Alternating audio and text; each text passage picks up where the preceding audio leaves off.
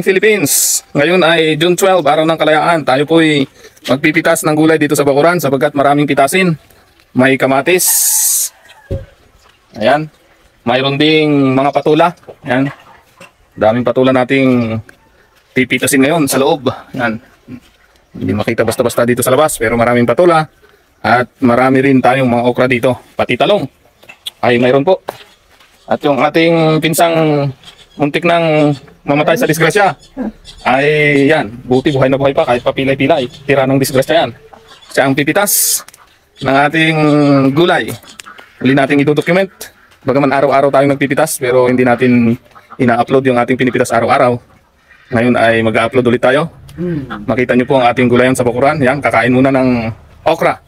Dahil ang okra. In the morning, okra. Yan, ako rin po'y nakakain na pero ang sarap talaga. Thank you, Lord. Yan ay pampalusog. Maraming vitamins sa mga hindi pa po napanood yung mga benepisyo ng okra sa ating katawan ay pwede nyo pong panoorin. Na-upload na po natin yon yung mga benepisyo ng okra. Ayan, patola. Ito, patola. Pwede na to. Pwede sir? Oo, sarapan yan. Ayan, okra. Yung patola. Masustansya din yung patola. Marami doon sa loob. Ewan kung pwede pa yun. Pero kung pwede pa yun, alam ko eh. Hindi. Yan. Pinira? Oo. At i-display doon kung hindi natin makulang lahat. Oh, ganda. Ang dami talagang i-harvest. Asawa sa gulay ngayon. Yun sa baba, ba't di mo pa kinuha? Pwede na yan. Yan. Oo.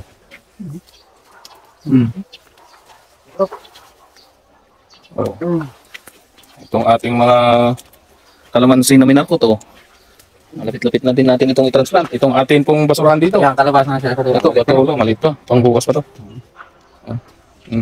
Ito po yung basurahan natin. Kinukumpos po natin yan para mataba ang ating mga halaman. Ito naman, minamarkot natin. Oh, may ugat na. Pwede na, halos. May ugat na yung ating minamarkot na kalamansi. Aba. Ito, mga okra natin, oh. Kaya maganda talaga i-develop ang ating bakuran. Para tuloy-tuloy ang ating ina-harvest, ang ating okra, oh. Hindi tayo nawawalan. Siguro araw-araw may na-harvest dito ng mga 30 ano. O higit pa. Na okra. Baka higit sa 30 ang na-harvest natin. Sarap mag-digest rin. Pero hindi nangingitim yung tayo. Nangitim talaga yung tayo ko. Hindi, siguro malinis ang yung bituka siguro. Sarap mag-digest. Malinis siguro yung bituka mo. Sir, katas pinat. Oo, kunin lahat yan. Para may panibago ulit. Kunin lahat ng gulay. Ano pwede? Kasi pabayaan lang, lalo lang pataas na pataas. Oh, pasawa sa okra eh. Ito ang maganda. Pag may gulay ka talaga, tuloy-tuloy na lang ang bunga eh. Pati mga patula. Oh. Halo na sorry tayo. Next time. Next time na yung salungan.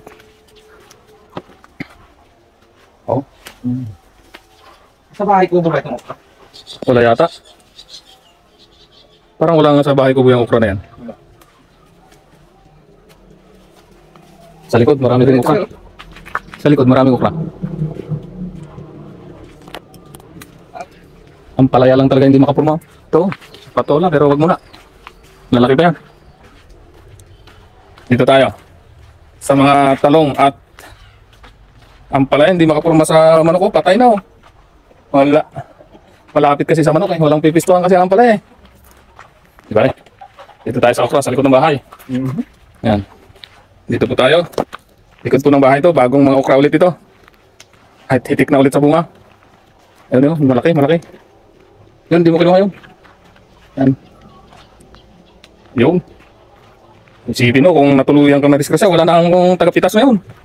Buti na lang. Boss, may plano. May plano ang Diyos sa'yo. Hindi ka pa kinuha. Hindi wala sana nagpipitas na Albert ngayon. Pang-ulam na sana sa magbisita, Albert. Mga makikita. Yung talong. Bert. Yung talong.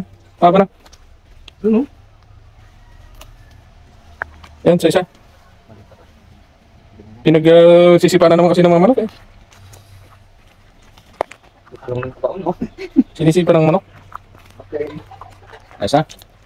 This is our Valentine's Day. Ito na mga luya. Dami luya dito. Kamahal ng luya ngayon. Kung mga kabuti sana na ito ay nauulam, daming-dami eh. Hindi na tayo magtanong sir, yung pagbulok tayo dito ng ipa tsaka kuhan. Oo, dami oh, kapal. Oo. Hindi na to. Oh, pwede yan. Ito, kunin na rin to. Kunin na to eh. May tama oh. Kinagatan. Ng insekto. Ito yung nilalay-layo niya. Para makita no. Para humaba pati. Oo, yan kasi umikot na siya eh. Ito, tirahin mo na to. Wala na to, may tama na, pang ulam na natin to. Okay pa rin naman yung ibang parts. Oo, ay nako, sayang. Oo, nakalusot. Halos pa. Hindi nakikita. Tingnan din, oh. Oo nga, mga 3 days yan, ago. Pwede pa. Oo. Hindi dito na. Wala na yan. Ay, makakulang sir. Matigas na. Hindi pala pwede pa rin. Hindi. Ayun, oh. Ang laki, oh. Meron ka? Oo. Ay, kung malambot pa eh. Pwede pa. Malambot? Pag malambot, pwede ba yan? Pwede pa. Pwede pa. Malambot pa. Ang daming nakakalusot. Pero pwede ba yan? Malambot pa eh. Oh, lambot. Ay, pwede pa. Ito, try mo na ito. May tama. Ang titran. Sapot. Ito, magandang tindigan ito. Oo, sa susunod. Yan mga pangsunod na araw. 2 days from now. Tira niya at maganda na yan. Daming bunga eh. Ito pa, oh. Ay. Silip-silip ito mga karami. Ay, pwede ba yan? Oo, kasarapan. Bukas to. Try mo na. Wala na yan. Pwede pa ba yan? Nanilong eh. Kunin mo na. Masisira na rin yan.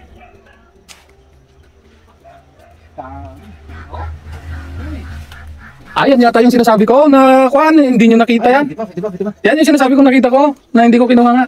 At pangsunod na araw ka ko. Oh, abot kasi pwede ba? Yan yung nakita ko. Ito talaga, hindi na. Nakita ko yan. Nakala ko nakuha na yan. Hindi pa pala.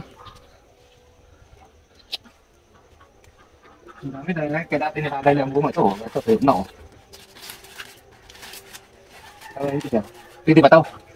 Pabigay. Pambinhi na yan. Basta yung mga nakalusot na yan, pambinhi na yan. Para may kasunod ulit na itanim. Oh, dami niya no. Okra, patola, masustansya pa naman itong mga to. Yan ang ating pangulam ngayong agahan. Patola with okra. At mga talbos. Laga lang yan, katalo yan. So, sa bagoong may kamatis at luya.